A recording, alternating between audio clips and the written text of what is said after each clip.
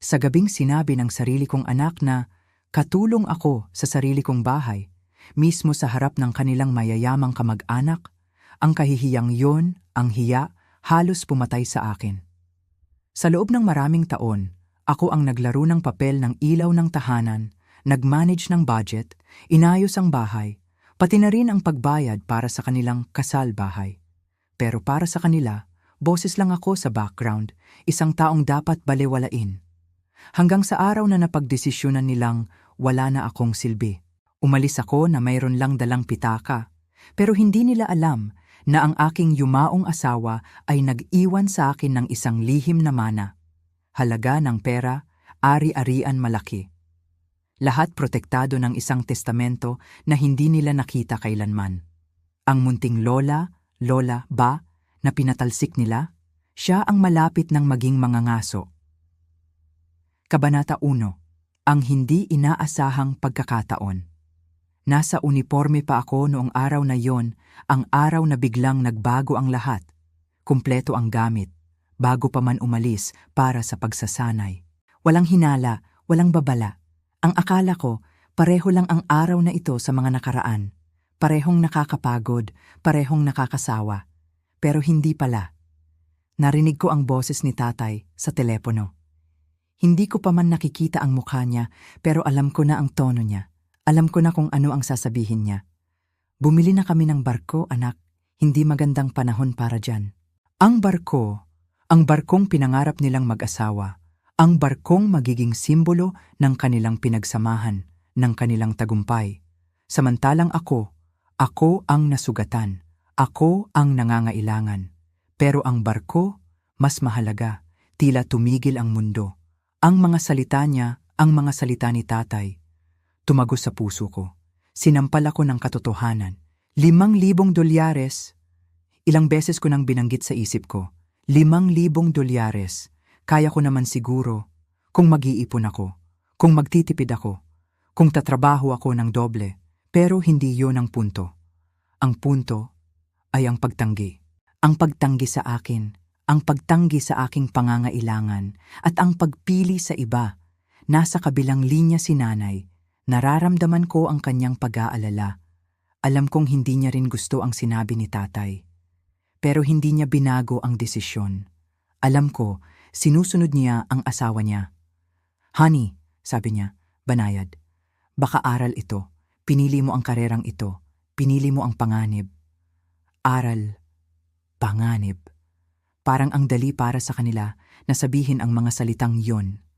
Parang ang dali para sa kanila na kalimutan na ako ang anak nila.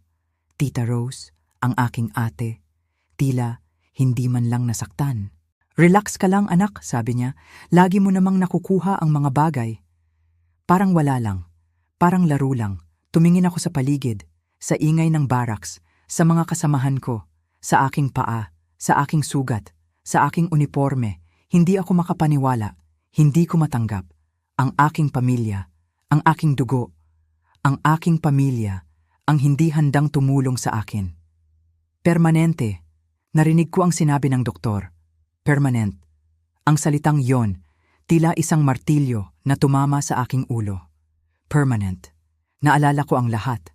Ang paghihirap, ang sakripisyo, ang pagmamahal na akala ko'y walang hanggan. Pero hindi pala. Pinatay ko ang telepono. Umupo ako doon, sa ingay ng barracks, pakiramdam ang lahat ay biglang natigil. Parang may malamig na bagay sa dibdib ko. Hindi ako umiyak. Hindi ako nagalit. Pero, alam ko na may nangyari. Alam ko na, hindi na ako ang dating ako. May nagbago. Sa loob ko, sa puso ko, sa isip ko, sa aking kaluluwa. Alam kong kailangan kong gumawa ng isang bagay. Alam kong kailangan kong maging matapang. Alam kong kailangan kong maging malakas. Dahil ako na lang. Ako na lang ang maaasahan ko. Wala nang iba. Kailangan kong kayanin. Kailangan kong lumaban. Para sa sarili ko, sa aking kinabukasan, sa aking kaligayahan, at sa aking Dangal Kabanata 2, ang sakit at ang kawalan ng pag-asa. Ang alon ng alaala ay dumating ng walang babala, dala ang pait ng isang nakaraang sugat. Bumalik sa akin ang mga araw ng pagsasanay. Ang bawat galaw ay puno ng pag-asa. Ang bawat pawis ay sakripisyo para sa isang pangarap. Ngunit sa gitna ng lahat ng iyon, isang sandali lamang ang kinailangan upang ang lahat ay gumuho. Isang malakas na kirot na tila tinusok ng libu-libong karayom ang sumalubong sa akin. Sumigaw ako. Ang tunog ay napalunok ng malakas na hangin at pagkatapos ay kadiliman. Nang magkamalay ako, nakahiga ako sa malamig na sahig. Ang aking kanang binti ay kumikirot sa hindi mailarawang sakit. Ang aking mga kasama sa pagsasanay ay nagmamadaling lumapit. Ang kanilang mga mukha ay puno ng pag-aalala at pagkabahala. "Maria, ayos ka lang ba?" Sigaw ng isa. Hindi ko masagot. Ang tanging maaari kong maramdaman ay ang apoy na tumutupok sa aking binti, na unti-unting pumapatay sa anumang lakas na natitira sa akin. Dinala ako sa pinakamalapit na klinika. Ang bawat paggalaw ay parang isang pagpapahirap. Nang makarating doon, isang doktor na may mahinahong tinig ang nagsuri sa akin. Ang kanyang mga mata ay puno ng kalungkutan habang tinitingnan niya ang aking binti. "Malamang na napunit ang iyong ligament, Maria," sabi niya. Ang kanyang tinig ay mababa at seryoso. At malala ang pagkakapunit nito. Naramdaman ko ang paglamig ng aking dibdib. Ligament? Sa edad ko, sa isang taong ginugol ko sa paghahanda para sa aking pangarap, hindi ito maaari. "Kailangan mong maoperahan kaagad," patuloy niya, na para bang binabasa ang aking mga saloobin. "Kung hindi, may malaking posibilidad na hindi mo na muling magamit ang iyong binti ng normal. Maaaring magkaroon ka ng permanenteng kapansanan." Kapansanan. Ang salitang iyon ay tumagos sa akin na parang patalim. Isipin mo, pagkatapos ng lahat ng pinagdaanan ko, ng lahat ng sakripisyo, ang katapusan ay magiging ganito. Isang buhay na puno ng limitasyon, isang buhay na hindi ko kailanman inisip para sa aking sarili. Ang aking pangarap, na noon ay kasing linaw ng araw, ay biglang nabalot ng makapal na ulap ng kawalan ng katiyakan. Umuwi ako na may mabigat na puso. Ang bawat hakbang ay isang paalala ng aking sitwasyon. Ang aking ina, na si Aling Susan, ay sinalubong ako sa pintuan. Ang kanyang mga mata ay agad na napuno ng luha nang makita ang aking kalagayan. "Anak, ano ang nangyari?" tanong niya. Ang kanyang tinig ay nanginginig. Hindi ko napigilan ang aking sarili. Bumuhos ang aking mga luha. Niyakap ko siya ng mahigpit. Ang aking mga salita ay nabubulol sa pagitan ng mga hikbi. "Inay, napinsala ang binti ko. Kailangan kong maoperahan." Tinitigan niya ako ng matagal, hinahaplos ang aking buhok. Ang kanyang yakap ay nagbibigay sa akin ng kaunting lakas, ngunit ang takot ay nanatili. Ang gastos sa operasyon, ang paggaling, ang posibilidad na hindi na ako makabalik sa dati. Lahat ng ito ay bumabagabag sa aking isipan. Ang pamilya ko ay hindi mayaman. Paano kami makakayanan ng ganitong kalaking gastos?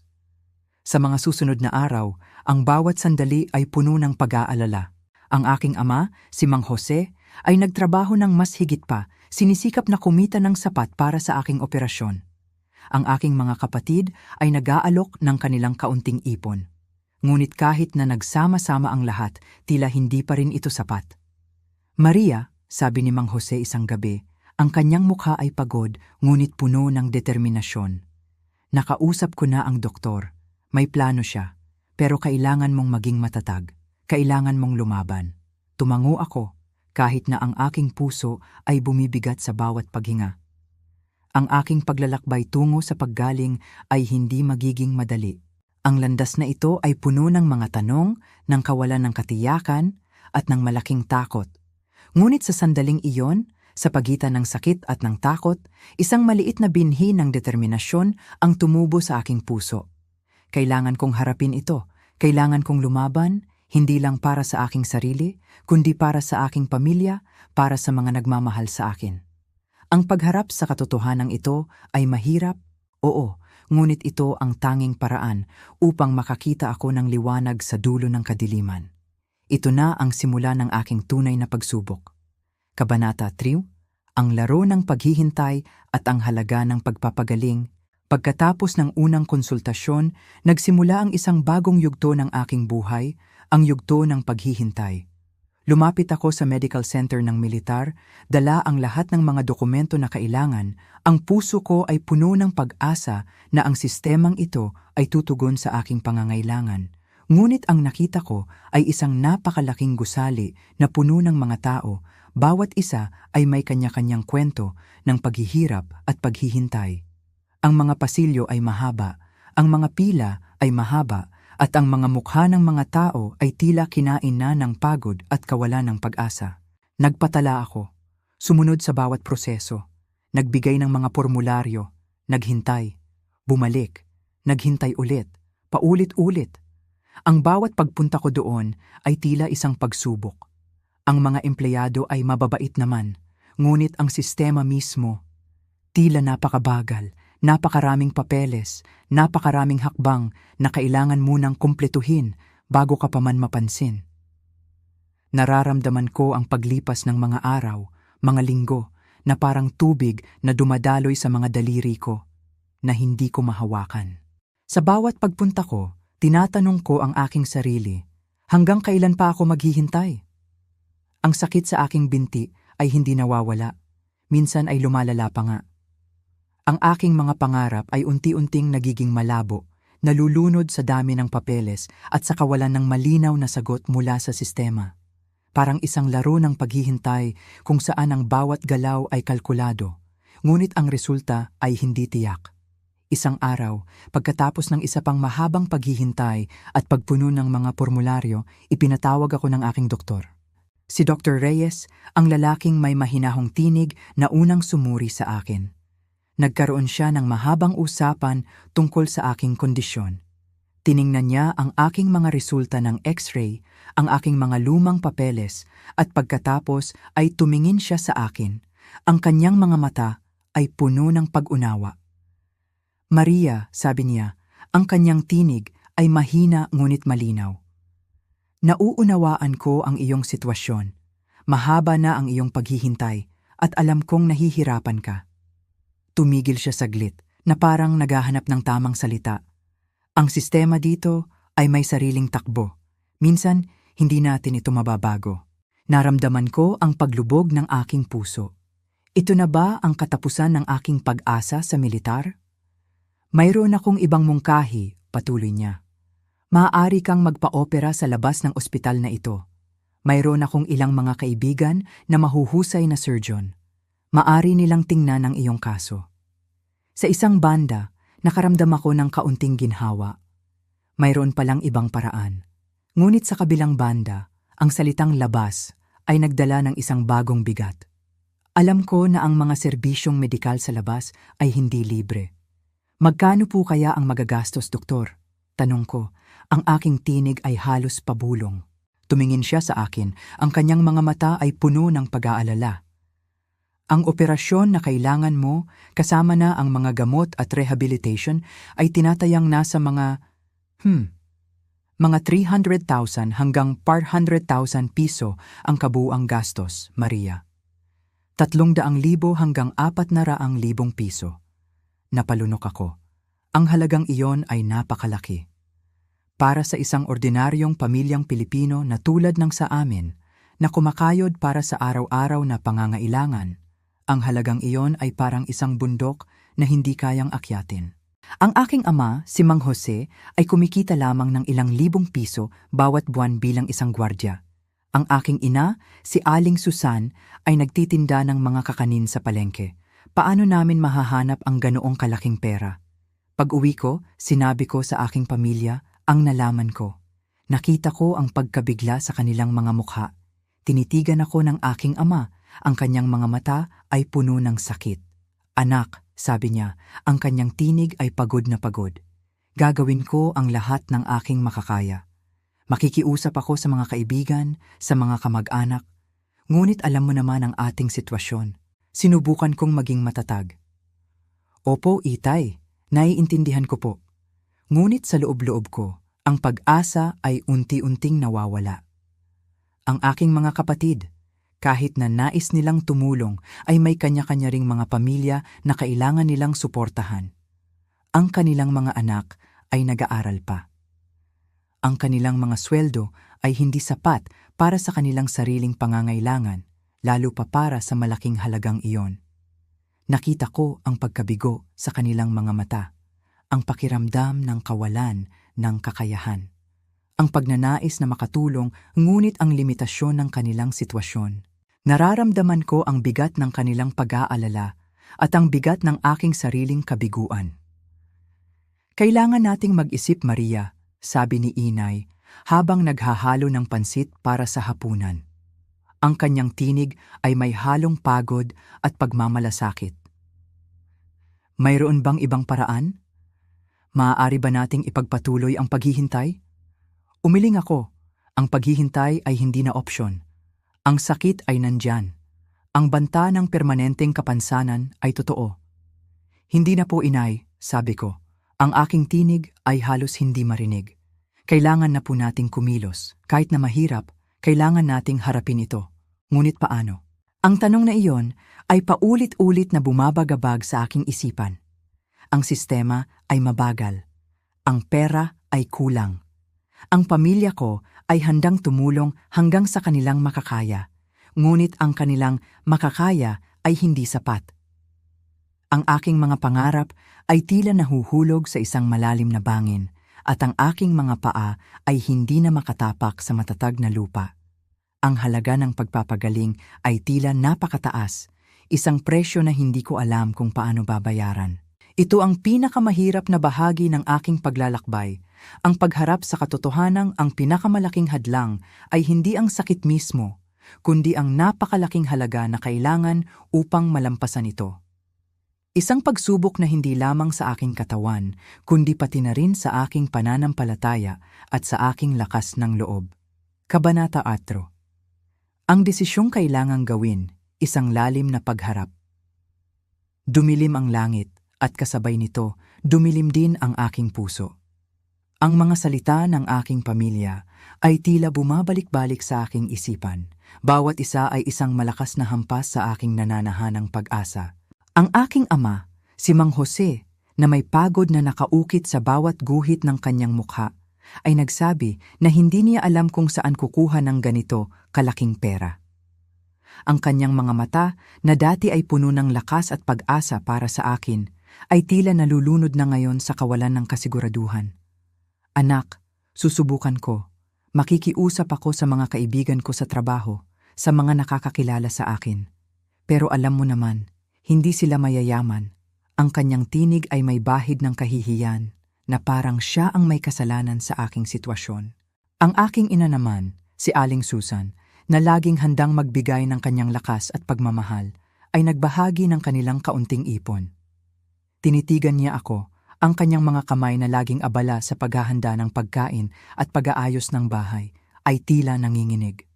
Maria, ito lang ang kaya naming maibigay sa ngayon. Sana ay maintindihan mo. Kailangan din namin ng pambili ng gamot para sa alta presyon ko. Ang bawat salitang iyon ay tila isang pako sa aking puso. Hindi ko maisip na sa gitna ng aking paghihirap, nagdaragdag pa ako sa pasanin nila. At ang aking mga kapatid, ang mga taong kasama ko sa paglaki, ang mga taong tila nakakaintindi sa akin ng higit kaninuman. Ngunit ang kanilang mga tinig ay tila puno ng pag-iwas, ng mga dahilan na mahirap tanggapin. Ang panganay kong kapatid, si Elena, na may 3 anak na nag-aaral, ay nagsabing, "Mahirap ngayon, Maria. Alam mo naman, tuition ng mga bata, bayarin sa school, baka maaari mo munang ipagpaliban muna ang operasyon. Baka may pagbabago sa sitwasyon natin pagdating ng ilang buwan." Ang kanyang tinig ay nagpapahiwatig ng pakiusap, ngunit sa aking pandinig, ito ay tunog ng pagtalikod. Ang aking kapatid na lalaki, si Juan, na bagong kasal pa lamang at nagtatayo ng kanilang sariling pamilya, ay nagsabi ng mas direkta, "Pasensya na, kapatid. Wala pa kaming kakayahan para makatulong ng malaki. Kailangan din naming pag-ipunan ang bahay namin." Walang malinaw na tulong. Walang matatag na suporta. Tila ang bawat isa ay may sariling mundo, sariling problema na mas importante kaysa sa aking kalagayan. Ang aking mga mahal sa buhay, ang mga taong inaasahan kong sandalan, ay tila biglang naging malayo. Bawat isa ay nakakulong sa kanilang sariling mga pangangailangan at pangamba. Ang sakit sa aking binti ay tila lalong lumala, hindi lamang dahil sa pisikal na pinsala, kundi dahil sa bigat ng emosyonal na sakit na aking nararamdaman. Ito ang sakit na mas malalim, mas mahirap pagalingin. Ang sakit ng pagiging mag-isa sa gitna ng iyong pamilya. Naghiga ako sa aking kama. Ang malamig na tela ng kumot ay tila dumudurog sa aking balat, na nagpaparamdam sa akin ng aking pagiging mahina. Ang bawat paghinga ay may kasamang kirot, hindi lamang sa aking binti, kundi sa aking dibdib. Naisip ko ang mga kwento ng mga matatandang Pilipino na nakikita ko sa palengke, sa mga lansangan na nagbebenta ng kung ano-ano upang lamang mabuhay. Sila ay lumalaban sa araw-araw. Bakit hindi ko magawa ang parehong bagay? Bakit tila napakadali para sa iba na itanggi ang kanilang sariling dugo? Ang malamig na hangin ng kawalan ng pakialam ay tila bumabalot sa akin, na nagpapalala sa aking kalungkutan, na nagpaparamdam sa akin na tila ako ay isang estranghero sa sariling tahanan. Ngunit sa gitna ng lahat ng ito, isang bagay ang nagsimulang mabuo sa aking isipan. Ang pangungusap na tila hindi ko nais marinig, ngunit kailangan kong tanggapin, kailangan kong gawin ito mag-isa. Hindi ako pinalaki na sumuko. Ang aking mga magulang, bagamat hindi mayaman, ay nagturo sa akin ng kahalagahan ng pagiging matatag, ng pagpupursigi, ng pagharap sa mga pagsubok ng may dignidad. Ang Diyos ay hindi nagbibigay ng pagsubok na hindi mo kaya, Maria, madalas sabihin ni Nanay. Sa sandaling ito, tila binibigyan niya ako ng lakas mula sa malayong lugar. Ang mga salitang iyon ay tila dumadampi sa aking pandinig, nagbibigay ng konting init sa malamig na gabi. Umupo ako sa gilid ng kama, ang aking mga tuhod ay malapit sa aking dibdib. Tumingala ako sa kisame na tila naghahanap ng kasagutan sa kadiliman na bumabalot sa aming maliit na silid. Ang mga ilaw sa kalye ay nagbibigay ng mahinang liwanag, sapat lamang upang makita ko ang mga anino na sumasayaw sa dingding. Ang aking isipan ay nagsimulang gumalaw, naghahanap ng mga posibleng paraan, ng mga pinto na maaaring hindi pa nabubuksan. Ang operasyon sa labas ng militar ay napakamahal. Alam ko na iyon. Ang mga doktor na binanggit ni Dr. Reyes ay mahuhusay, ngunit ang kanilang mga serbisyo ay may katumbas na presyo. Ano pa ang maaari kong gawin? Ang paghihintay sa sistema ng militar ay tila walang katapusan at ang aking kondisyon ay hindi naghihintay. Naalala ko ang aking mga kaibigan mula pa noong bata ako. Mayroon akong ilang kaibigan na matagal nang nagtatrabaho sa ibang bansa, mga overseas Filipino workers, OFW.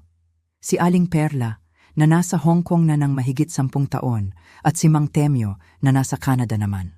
Sila ang mga tanging natitira kong pag-asa na maaaring may makatulong sa akin sa pinansyal na aspeto. Ngunit ang paghingi ng tulong sa kanila ay hindi madali. Malayo sila at alam kong may sarili rin silang mga responsibilidad sa kanilang mga pamilya doon. Hindi ko nais na maging pabigat sa kanila, lalo na't alam ko kung gaano kahirap ang buhay ng isang OFW. Gayunpaman, ang ideyang ito ay nagdulot ng kaunting kislap ng pag-asa sa gitna ng kadiliman. Ito ay isang mahirap na hakbang, ngunit baka ito na lamang ang natitirang pagpipilian. Naisip ko rin ang aking mga natirang gamit. Mayroon akong ilang mga alahas na ibinigay sa akin ng aking lola. Isang gintong kwintas at isang pares ng hikaw na regalo noong aking kabataan. Hindi ito gaanong mahalaga sa pinansyal na aspeto, ngunit baka sakaling may maitulong ito sa pagpapalago ng halaga para sa aking operasyon.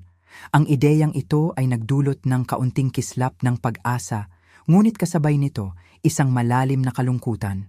Ito ang mga alaala ng aking nakaraan, mga piraso ng aking pagkatao, na kailangan kong isakripisyo para sa aking hinaharap, para sa aking kalusugan. Kailangan kong maghanap ng paraan. Sabi ko nang mas malakas, ang aking tinig ay nagpapakita ng determinasyon na tila lumalaban sa sakit at sa pagod.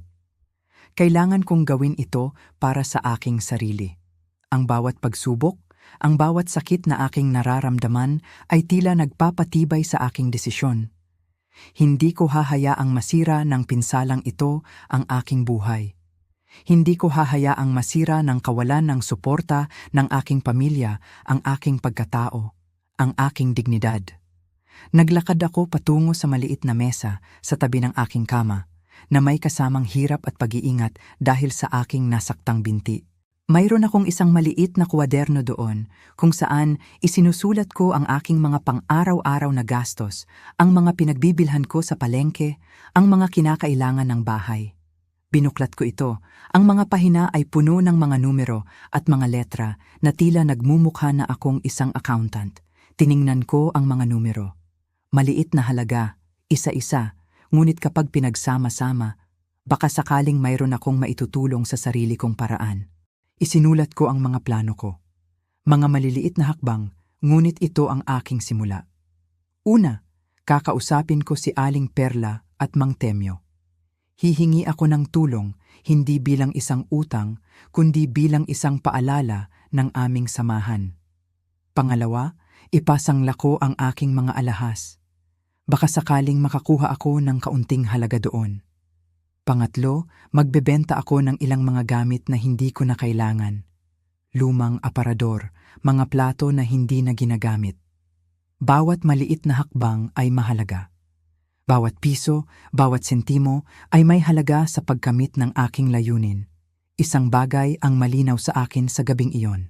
Ang suportang inaasahan ko mula sa aking mga kapatid at maging sa aking mga magulang, bagamat mayroon akong pag-unawa sa kanilang mga limitasyon, ay hindi sapat.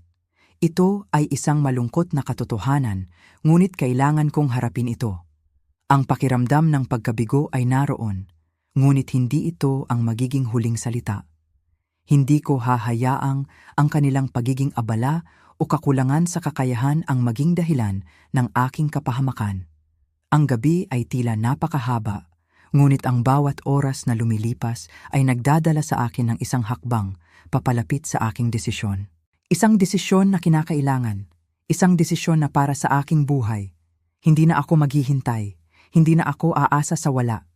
Sisimulan ko na ang aking sariling paglalakbay, kahit na ito ay mangangahulugan ng pagharap sa aking mga takot, sa aking sakit, at sa aking pag-iisa. Ito na ang aking laban, at gagawin ko ang lahat ng aking makakaya upang manalo dito. Kabanata 5, ang lakas mula sa pagkakapatiran. Ang gabi ay lumalim na. Ang katahimikan sa aming bahay ay tila mas malalim pa kaysa sa kadiliman sa labas. Pagod na nakahiga ako sa aking banig, ang sakit sa aking binti ay tila pinalala pa ng bigat ng aking kalooban. Ang mga salita ng aking mga kapatid, ang pagtanggi, ang mga dahilan, lahat ng iyon ay bumabalik-balik sa aking isipan na parang mga sirang plaka.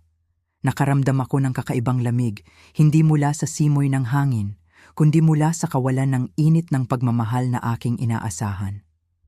Ang aking mga magulang, bagamat sila ang nagluwal sa akin, ay tila hindi na kayang ibigay ang buong suporta na kailangan ko. Ang aking mga kapatid, na aking mga kasama sa pagkabata, ay tila mas inuuna ang kanilang sariling mga pamilya. Naisip ko, ito na ba ang tinatawag na tunay na pamilya kapag dumating na ang tunay na pagsubok? Habang malalim ang aking pag-iisip, isang hindi inaasahang tunog ang aking narinig. Ang kalampag sa aming lumang pintuan. Sino kaya iyon sa ganitong oras ng gabi? Nag-aalangan akong tumayo dahil sa bigat ng aking binti at sa bigat ng aking damdamin. Ngunit ang tunog ay paulit-ulit. Sino yan? Tanong ko. Ang aking tinig ay mahina at nanginginig. Maria, ako to. Si Rico, sagot ng isang pamilyar na tinig mula sa labas. Si Kuya Rico, ang aking mas matandang kapatid na lalaki na matagal nang naninirahan at nagtatrabaho sa ibang probinsya bilang isang simpleng construction worker. Hindi ko siya inaasahan. Bihira siyang umuuwi, lalo na sa ganitong oras. Nang buksan ko ang pinto, nakita ko siya. Ang kanyang mukha ay pagod, tila galing sa mahabang biyahe, ngunit ang kanyang mga mata ay puno ng pag-aalala para sa akin. Hindi siya tulad ng ibang kapatid ko na tila umiiwas. Sa kanyang mga mata, nakita ko ang tunay na pagmamalasakit. Anong ginagawa mo rito? Tanong ko, sabay yuko upang masilip ang kanyang daladala. Mayroon siyang maliit na supot na tila may lamang pera. Narinig ko mula kay Aling Nena, kapitbahay natin, ang nangyari sa iyo, sabi niya. Ang kanyang tinig ay seryoso ngunit may lambing. Kaya nagmadali akong umuwi. Alam kong kailangan mo ng tulong. Pumasok siya sa loob. Sa kabila ng kadiliman at ng amoy ng lumang kahoy, tila nagkaroon ng liwanag ang aming maliit na sala. Naupo siya sa bangko at ibinaba ang maliit na supot sa mesa. Binuksan niya ito at inilabas ang mga nakatuping pera. Hindi ito marami. Nakita ko ang mga perang papel na tila luma na. Ang ilan ay may mga marka pa ng pawis. Ito ang kabuuan ng kanyang pinaghirapan. Maria, sabi niya habang inilalatag ang pera sa mesa. Ito lang ang kaya kong maibigay sa ngayon. Ito ang naipon ko sa mga nakaraang buwan. Alam kong hindi ito sapat para sa buong operasyon, pero sana ay makatulong ito sa panggagamot mo. Tinitigan ko ang pera. Tinitigan ko ang mukha ni Kuya Rico. Ang kanyang mga mata ay hindi nagpapakita ng pag-aalinlangan, hindi ng pagtatago. Ipinakita niya ang kanyang buong kakayahan, ang kanyang buong puso. Ang halagang iyon, bagamat maliit kumpara sa kailangan ko, ay tila mas mabigat at mas mahalaga kaysa sa anumang pangako. Ito ay nanggaling sa kanyang paghihirap, sa kanyang pagpupursigi, sa kanyang pagmamahal bilang kapatid. Kuya, ang aking tinig ay nabasag. Ang mga luha na kanina ko pa pinipigilan ay nagsimulang tumulo. Hindi ito luha ng kalungkutan, kundi luha ng pasasalamat. Pasasalamat sa isang taong hindi ako tinalikuran, isang taong nagpakita ng tunay na kahulugan ng pagkakapatiran. Huwag ka nang umiyak, Maria, sabi niya, sabay tapik sa aking balikat. Mahalaga ka sa akin. Hindi ko hahayaang mangyari iyon sa iyo. Tumigil siya saglit na tila nag-iisip. May iba pa akong naiisip na paraan. Kakausapin ko si Aling Perla at Mang Temyo bukas. Alam kong sila rin ay may malasakit sa iyo. Sa sandaling iyon, naramdaman ko ang kaibahan.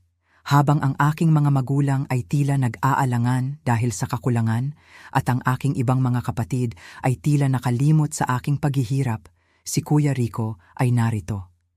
Siya ang nagpakita sa akin na ang tunay na pamilya ay hindi lamang ang mga kadugo mo, kundi ang mga taong handang tumulong sa iyo, handang ibahagi ang kanilang kung anuman ang mayroon sila kahit gaano pa ito kaliit. Ang kanyang simpleng kilos ay nagbigay sa akin ng lakas na hindi ko akalain na makukuha ko pa. Salamat, Kuya, sabi ko. Ang aking tinig ay mas matatag na ngayon. Maraming salamat talaga. Tinitigan niya ako. Isang maliit na ngiti ang sumilay sa kanyang mga labi. Wala iyon, kapatid. Magpagaling ka.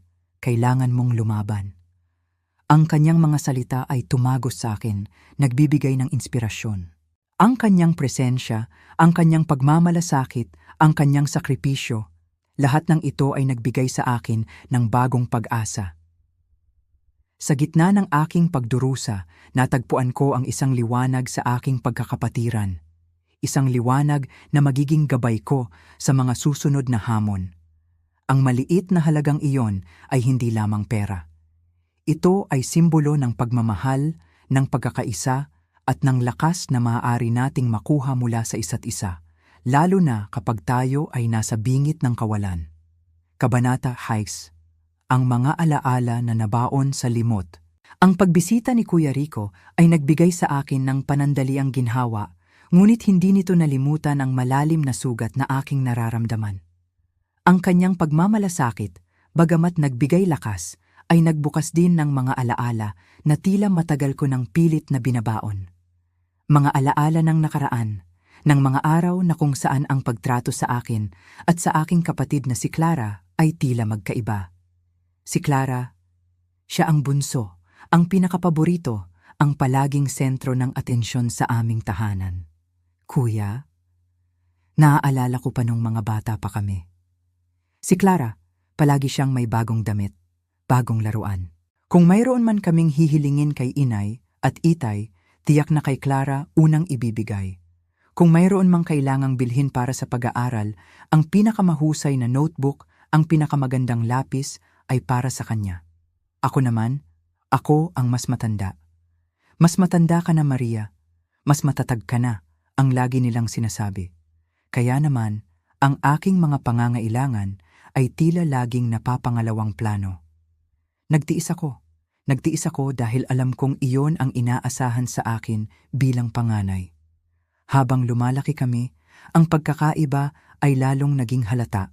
Nang magkaroon ng pagkakataon si Clara na mag-aral sa kolehiyo, agad itong sinuportahan ng aking mga magulang. Binilhan siya ng bagong gamit, binigyan ng allowance na higit pa sa aming pang-araw-araw na pangangailangan. Ako naman, pagkatapos ng high school, ay kailangang magtrabaho na agad. Walang sapat na pera para sa inyong dalawa sa kolehiyo, Maria, ang sabi ni Itay noon. Kailangan mong tumulong sa amin dito sa bahay. Saka, mas magaling ka pa rin sa pagluluto at pag-aasikaso ng gawaing bahay kaysa sa pag-aaral ng mga libro. Ang mga salitang iyon, naramdaman ko ang kirot nito hanggang ngayon. Hindi ko maintindihan. Bakit tila ang aking kakayahan sa gawaing bahay ang tanging nakikita nila?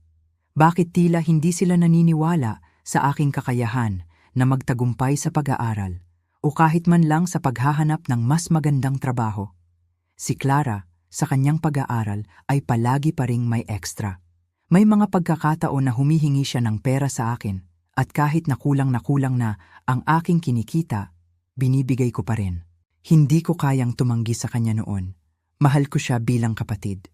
Ngunit ang bawat pagbibigay ko ay may kasamang pagtataka. Bakit siya ang palaging binibigyan, samantalang ako ang palaging nagtitipid? Bakit tila mas mahalaga ang kanyang kinabukasan kaysa sa akin? May mga pagkakataon na naririnig ko silang nag-uusap, si Inay at si Clara, tungkol sa mga investment, tungkol sa mga plano para sa negosyo ni Clara. Tila pinag-uusapan nila ang mga bagay na hindi naman kabilang sa akin. Ako?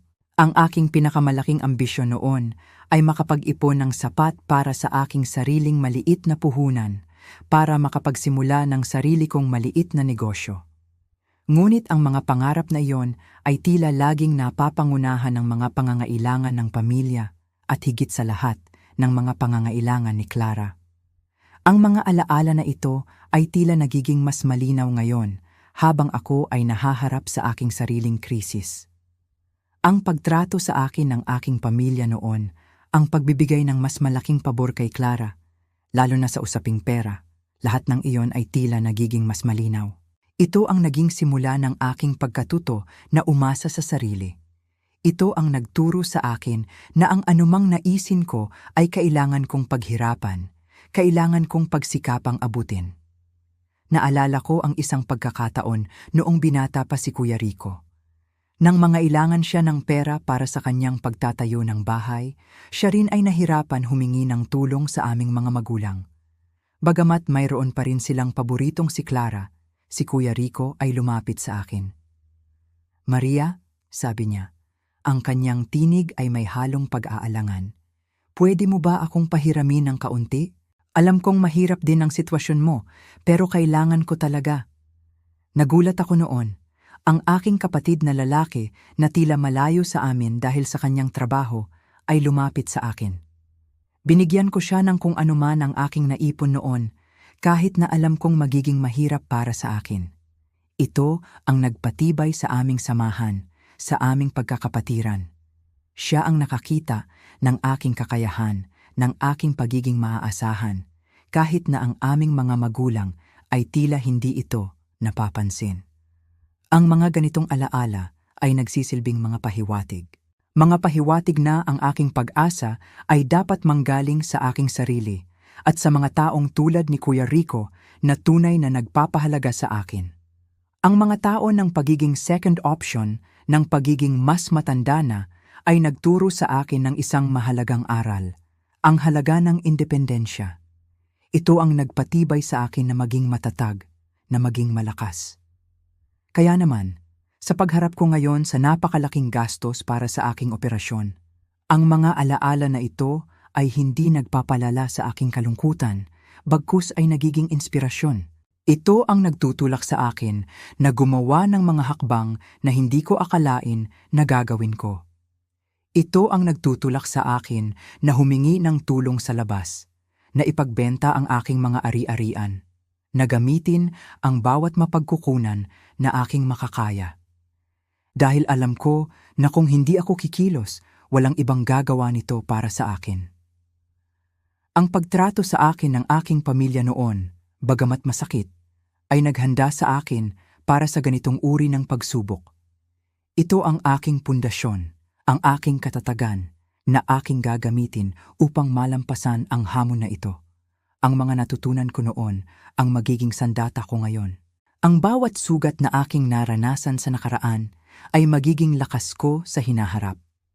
Kabanata 8. Ang bigat ng utang at ang huling desisyon. Ang mga salita ni Kuya Rico ay nagbigay sa akin ng lakas, ngunit ang realidad ng aking sitwasyon ay hindi nagbago. Ang mga pangangailangan ko para sa operasyon ay nanatiling malaki at ang aking mga pinagkunan ay tila nauubos. Ang maliit na halagang naibigay ni Kuya Rico ay isang magandang simula, ngunit malayo pa ito sa kailangang halaga. Sinubukan kong humiram sa aking mga kaibigan, sa mga kakilala, ngunit ang bawat isa ay may kanya-kanyang kwento ng paghihirap din. Ang ilan ay may sarili ng mga utang, ang iba naman ay may mga anak na kailangang pag-aralin. Ang Pilipinas, sa panahong ito, ay isang lugar kung saan ang bawat piso ay mahalaga. Ang paghingi ng malaking halaga ay tila isang malaking pasanin para sa kanila, at alam ko iyon. Ayokong maging dahilan ng kanilang dagdag na problema. Sa aking paghahanap ng tulong, may ilang mga tao na nagmungkahi sa akin na humiram sa mga 5-6 na nagpapautang. Sa simula, inisip ko, baka ito na ang sagot. Ngunit nang malaman ko ang kanilang mga patong-patong na interes, ang kanilang mga agresibong paraan ng paniningil, napatigil ako. Ang mga ito ay mga utang na napakadaling pasukin, ngunit napakahirap bayaran. Ang mga ito ay mga utang na parang patibong, na lalong magpapalubog sa akin sa mas malalim na problema. Ang ideya pa lamang na magkaroon ng utang na may mabigat na interes ay nagdulot ng matinding takot sa akin.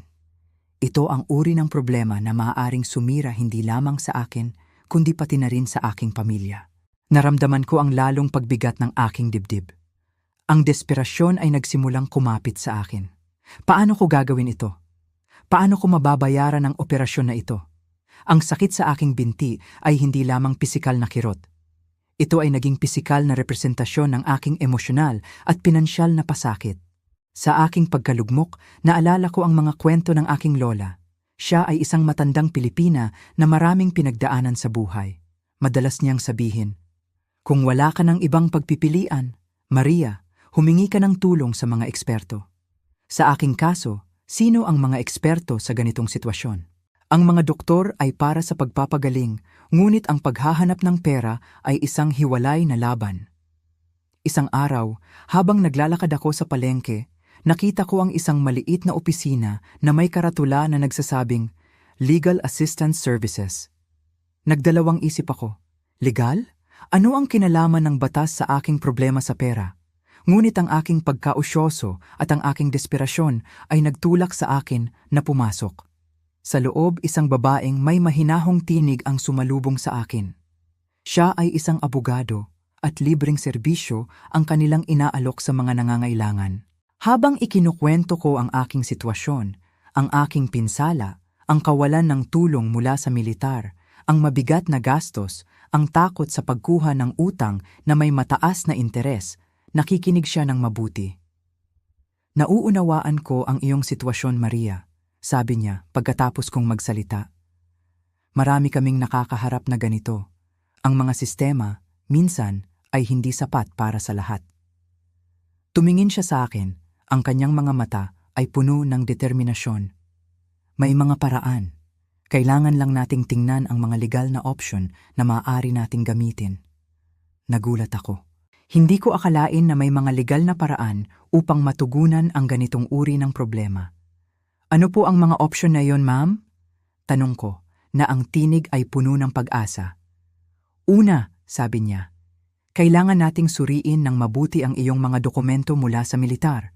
May mga batas na nagpoprotekta sa mga taong nasugatan habang nasa serbisyo kahit na hindi ka direktang sundalo. Kailangan nating tingnan kung mayroon kang karapatan sa anumang benepisyo o tulong mula sa kanila.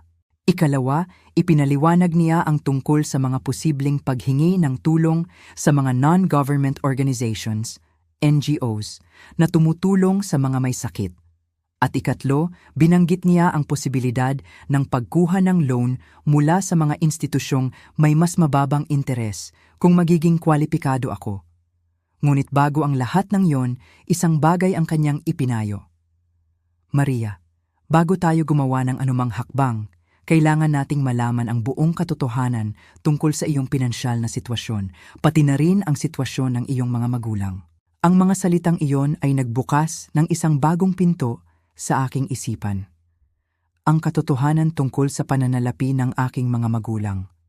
Alam kong hindi sila mayaman, ngunit hindi ko alam ang buong detalye.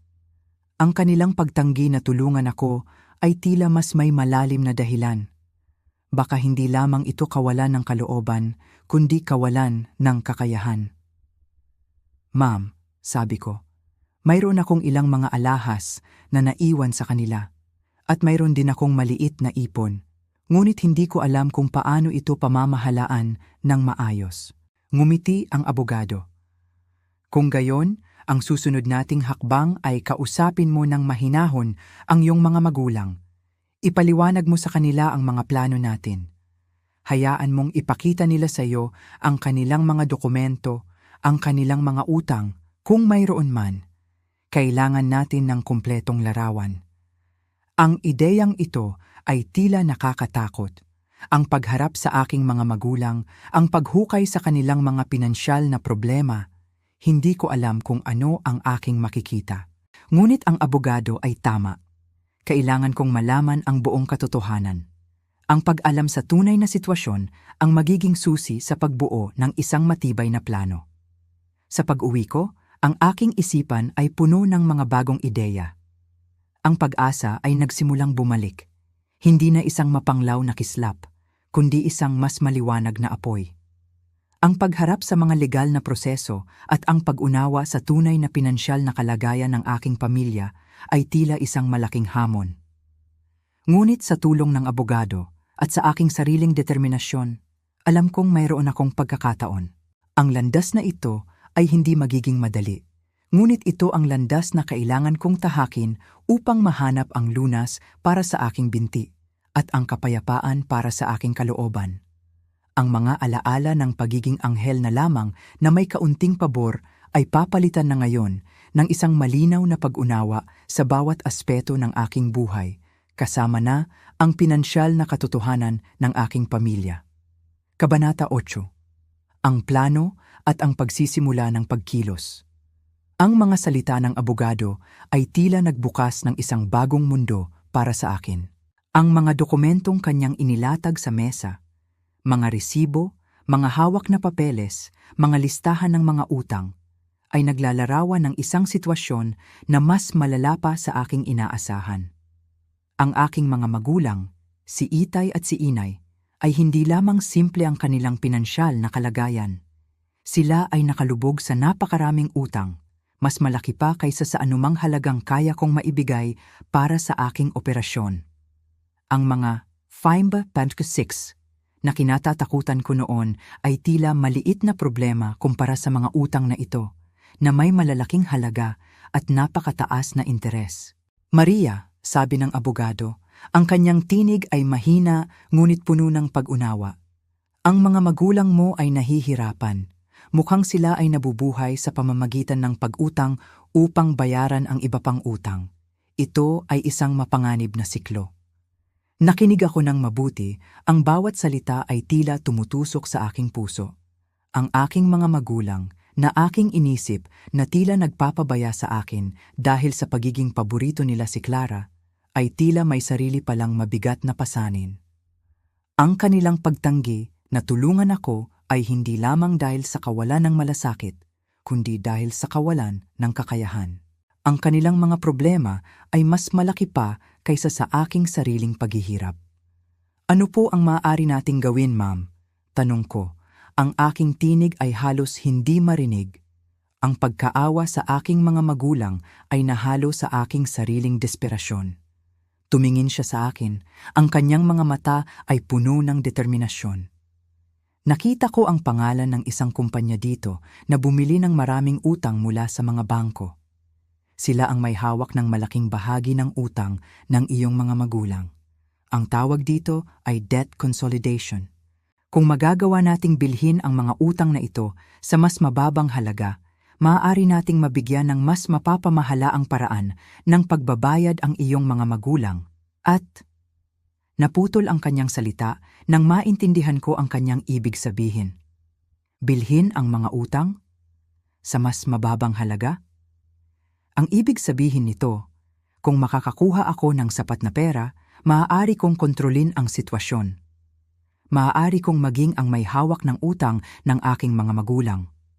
Naisip ko ang mga salitang iyon. Kontrolin, maging may hawak. Ito ay isang mapanganib na ideya. Ngunit sa gitna ng aking sitwasyon, ito rin ang tanging paraan na tila nagbibigay sa akin ng kapangyarihan.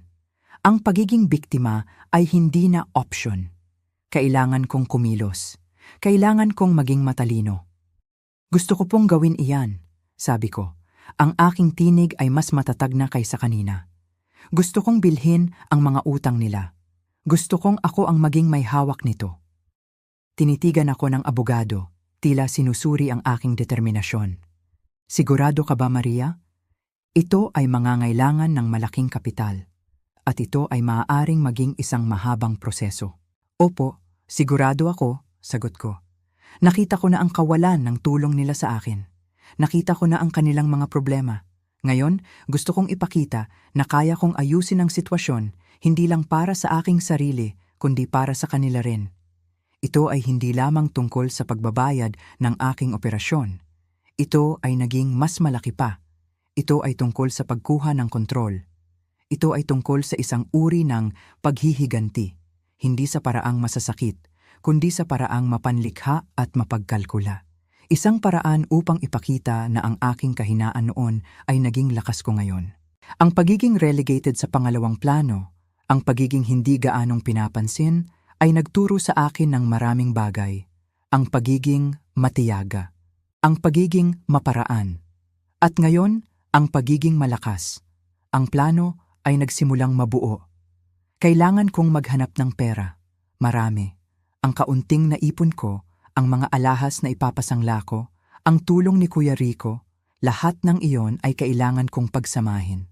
Kailangan ko ring kausapin sina Aling Perla at Mang Temyo, ang aking mga kaibigang OFW, at ipaliwanag ang aking bagong plano.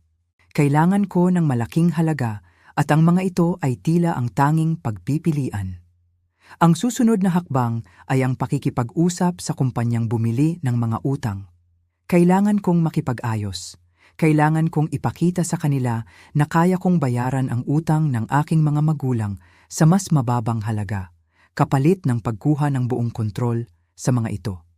Ito ay isang mapanganib na laro, isang laro ng negosasyon at kalkulasyon.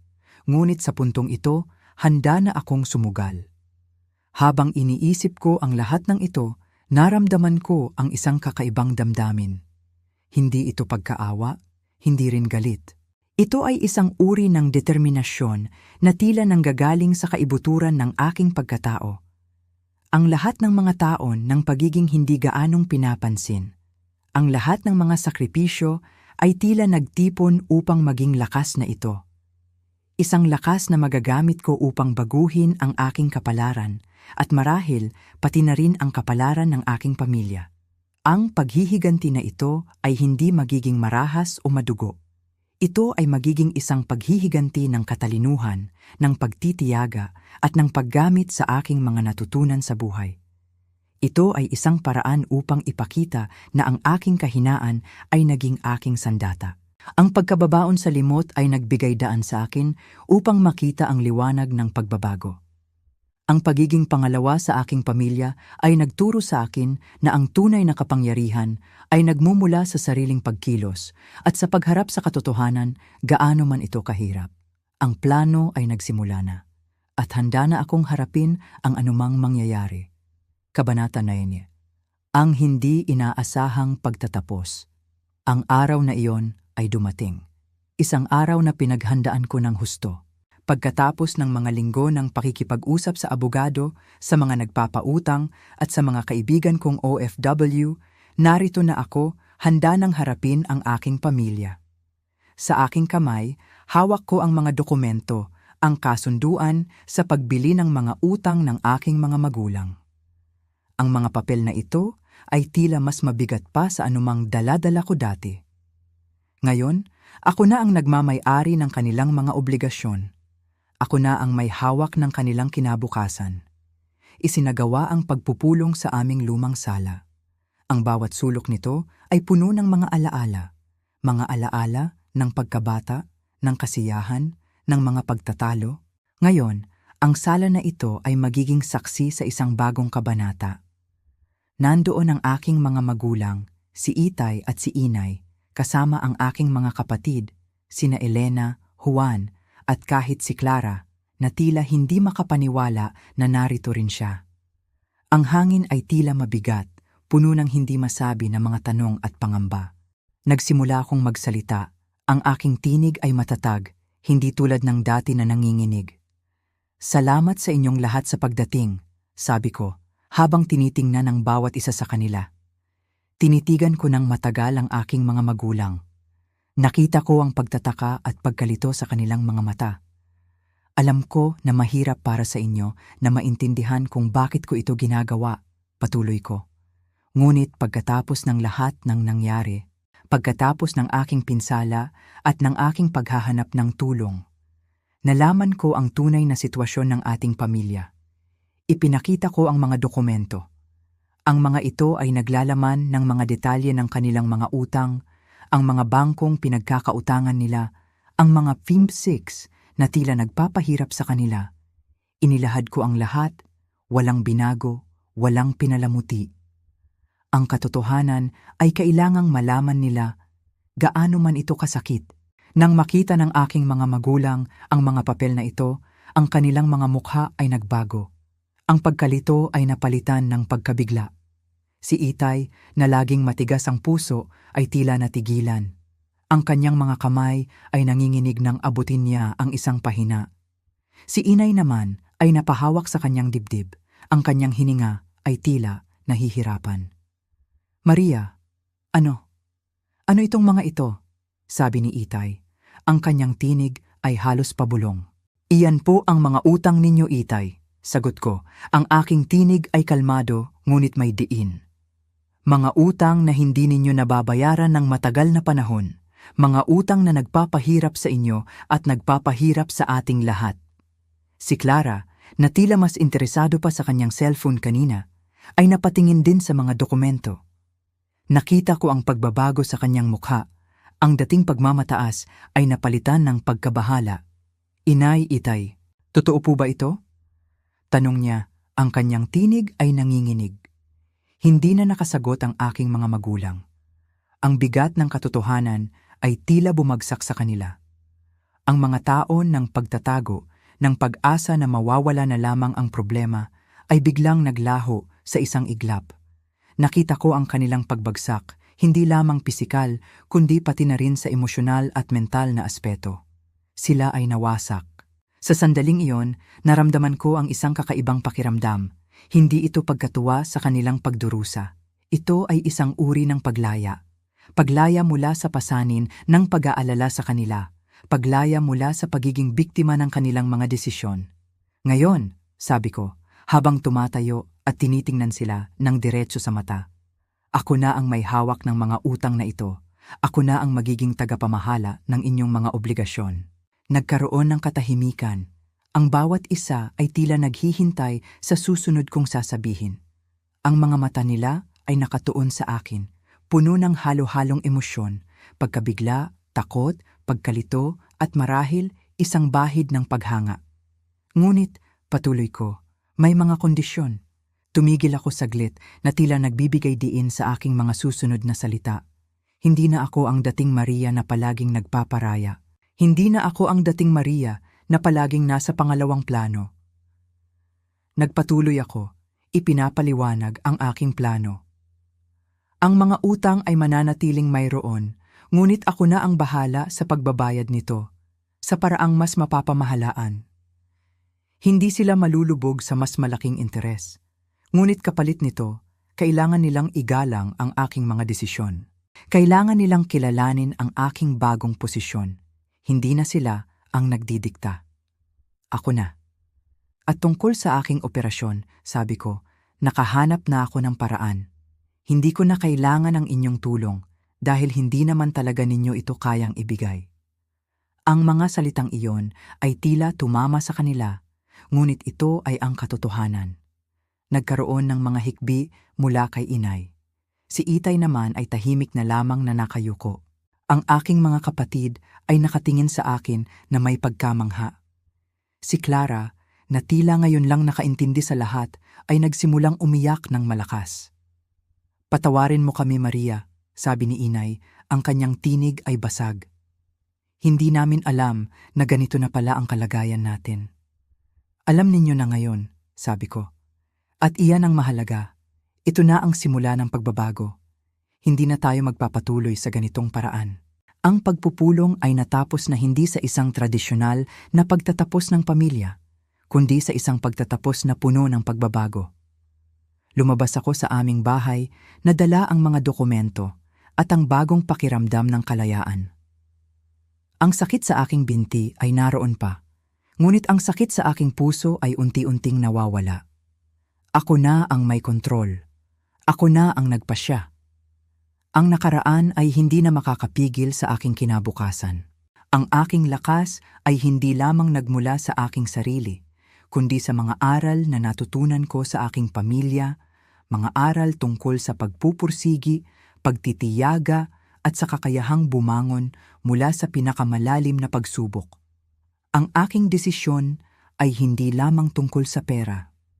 Ito ay tungkol sa pagbawi ng aking dignidad, ng aking sariling buhay. Kabanata 10. Ang kalayaan at ang wakas lumipas ang mga araw, ang mga linggo, ang mga buwan. Ang malaking pagbabago na naganap sa aming pamilya ay tila nagdulot ng malaking alon at pagkatapos ng bagyo, dumating ang isang uri ng katahimikan.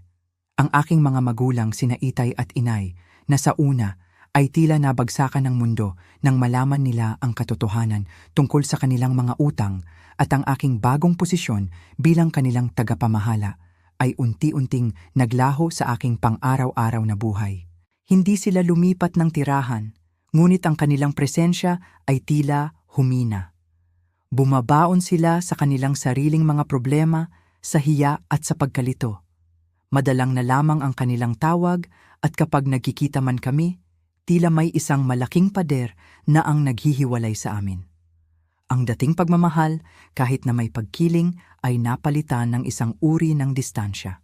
Isang distansya na dala ng kanilang mga pinansyal na pagkakamali at ng aking bagong lakas na hindi nila kayang higitan. Ang aking mga kapatid naman, bagamat nagpakita ng ilang mga pagbabago, ay nanatili sa kanilang mga sariling landas. Si Kuya Rico, na siya mismong nagpakita ng tunay na pagmamalasakit, ay bumalik sa kanyang trabaho sa ibang probinsya, ngunit madalas pa rin kaming nag-uusap sa telepono.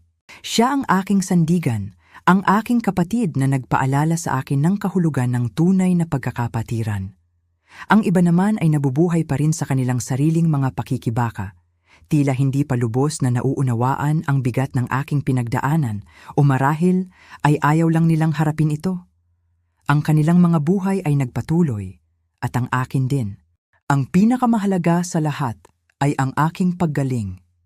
Ang operasyon ko ay naging matagumpay. Ang sakit sa aking binti ay unti-unting nawala, napalitan ng panghihina na unti-unting lumalakas. Ang bawat araw ng rehabilitasyon ay isang maliit na tagumpay. Ang paglalakad ng walang saklay, ang pagtayo ng hindi nahihirapan, ang pagbalik sa mga simpleng gawain, lahat ng ito ay mga himala para sa akin. Nakabalik na ako sa pagluluto, sa paglalaba, sa pag-aayos ng aming maliit na tahanan. Ang mga bagay na dating tila imposible, ngayon ay nagiging posible na muli. Sa aking paggaling, natuklasan ko ang isang bagong uri ng kalayaan. Kalayaan mula sa sakit, oo, ngunit higit sa lahat, kalayaan mula sa mga inaasahan ng iba. Kalayaan mula sa pabigat ng mga utang ng aking pamilya dahil ako na ang nagkontrol dito. Hindi ko na kailangang hintayin ang kanilang tulong o ang kanilang pag-apruba. Ako na ang gumagawa ng aking mga desisyon para sa aking sarili. Ito ang tunay na kalayaan, ang kapangyarihang pumili, ang kakayahang kumilos para sa iyong sariling kapakanan. Naisip ko ang kahulugan ng pamilya. Ang aking pamilya, sa tradisyonal na kahulugan, ay tila nagdulot lamang ng sakit at pagkabigo. Ngunit sa aking paglalakbay, natuklasan ko ang tunay na kahulugan ng pagkakaisa.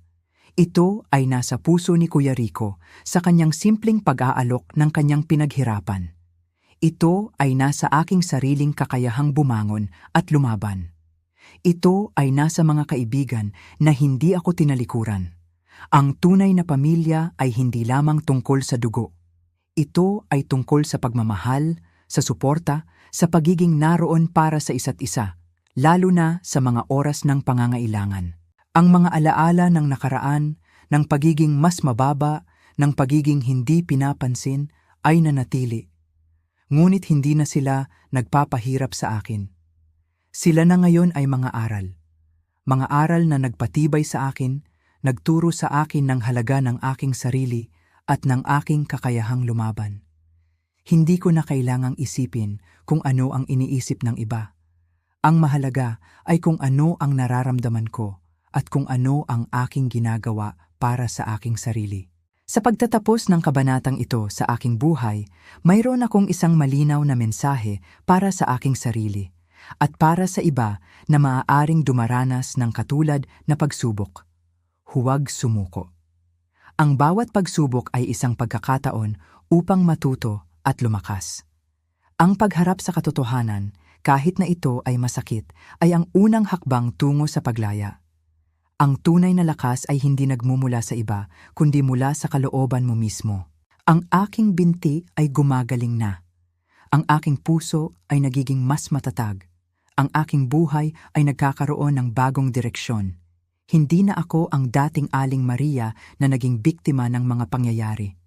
Ako na ngayon si Maria, isang babaeng lumaban, isang babaeng natuto, isang babaeng nakalaya. Ang pagharap sa aking mga utang at sa aking mga magulang ay nagbigay sa akin ng kapangyarihan na hindi ko kailanman inakala na taglay ko. Ang pagpapagaling na ito ay hindi lamang pisikal, ito ay espiritual at emosyonal din. Ito ang aking kwento. Isang kwento ng sakit, ng pagkabigo, ngunit higit sa lahat, isang kwento ng pag-asa, ng katatagan, at ng pagkatuklas sa sariling lakas. Ang kabanatang ito ay tapos na. Ngunit ang aking buhay ay nagpapatuloy, mas malakas, mas matalino, at mas malaya. Ang mga sugat ay maghihilom, at ang mga alaala ay magiging mga aral. Ang wakas ng isang kabanata ay ang simula ng bago. At handa na akong salubungin ang anumang darating. Lumipas ang panahon at kasabay nito, ang mga alon ng pagbabago ay tuluyang humupa. Ang aking mga magulang, si Itay at Inay, ay tila naglakad palayo sa aking buhay. Naiwan sa kanilang sariling mundo ng mga utang at ng hiya. Ang kanilang presensya ay naging isang malabong alaala na lamang. Isang anino sa gilid ng aking paningin. Hindi na sila ang sentro ng aking mga iniisip, hindi na sila ang nagdidikta ng aking mga kilos. Ang kanilang pagkawala sa aking araw-araw na buhay ay tila isang malaking bagay noong una. Ngunit sa paglipas ng panahon, ito ay naging isang uri ng kaligtasan.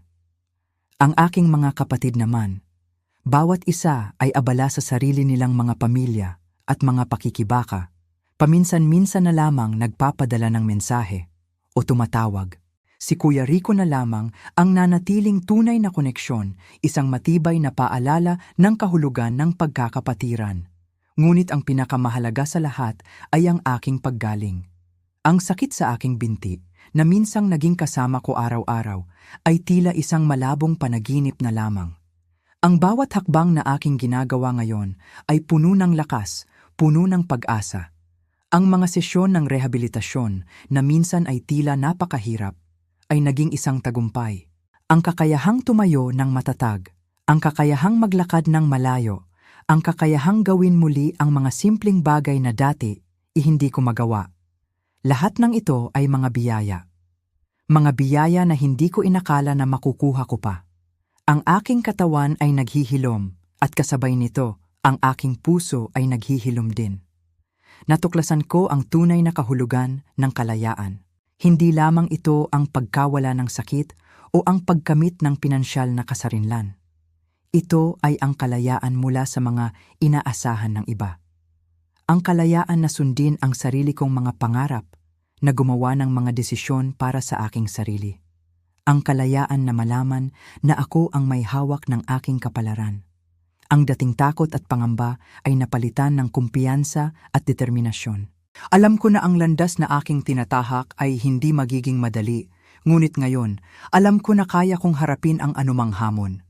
Ang mga alaala ng nakaraan, ng pagiging hindi pinapansin, ng pagiging ikalawa na lamang ay nanatili. Ngunit hindi na sila nagpapahirap sa akin.